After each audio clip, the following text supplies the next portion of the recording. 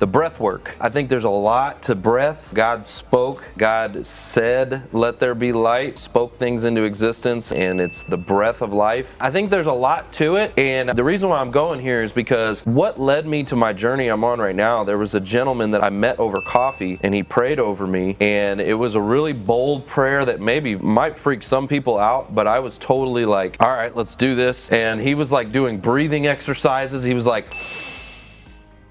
and like holding my hand and like telling me to breathe in and out. But that guy changed my life. I'm gonna tell you that right now. It like totally set me on a path. And so I just want to hear your input and insight into the breathing element to this whole thing. What's your perspective into it? There's science to support the concept of breath work. There's a number of different ways. If you're heavy at exercise, you might exercise your lungs and you might have a great lung capacity. But if you're not exercising aggressively, you're not utilizing the full capacity of these lungs and this breath of yours. God breathes love into you with each breath that you take, and it's our job to be able to fully inhale that breath and be able to fully understand the capacity of the lungs that you've been so gifted to receive. So the science behind breath work is it basically opens you up, and we now know that the body stores information not just in the brain, but it also stores information all around it. And so as you're breathing, you're releasing some of the pains that you're storing, some of the traumas that you're storing, and you're letting go of some of the things that you've held inside. If you're a shallow breather, it's because you've been trained to hold things inside deeply. And so we open you up and help you open up your breath. But there's science to support meditation as well. Some people think meditation is connected to spirituality, and it is mentioned in the Bible. And there's other spiritual traditions that also do meditation. But if you just look at the science behind meditation, it really teaches you how to train your attention. And if you train your attention, if you can meditate on a word or meditate on music or meditate on the bird singing, you're learning to train your attention. And if you train your attention, you can focus and you can concentrate. And if you can concentrate, you can create. But when we can't concentrate, we are distracted. When we are distracted, we literally are living in misery. So these modalities that I teach help a person become more focused and more concentrated so that they can become more creative. And so those are the foundational modalities that I utilize. Another one is voice, for example. We have been gifted with the capacity to change the world with our voice. But the muscles that we need to be able to utilize our voice and be able to express our voice are not worked unless we know how to sing. And so I really encourage people to activate their voice. Most men are trained to work their biceps more than the most powerful muscle in the history of the world, which is your voice. So we teach people these modalities as foundational modalities to help them really get their mind and their body activated so that they can actually be in a position to bring the energy necessary to be able to make the income and the impact that they possibly can. Wow.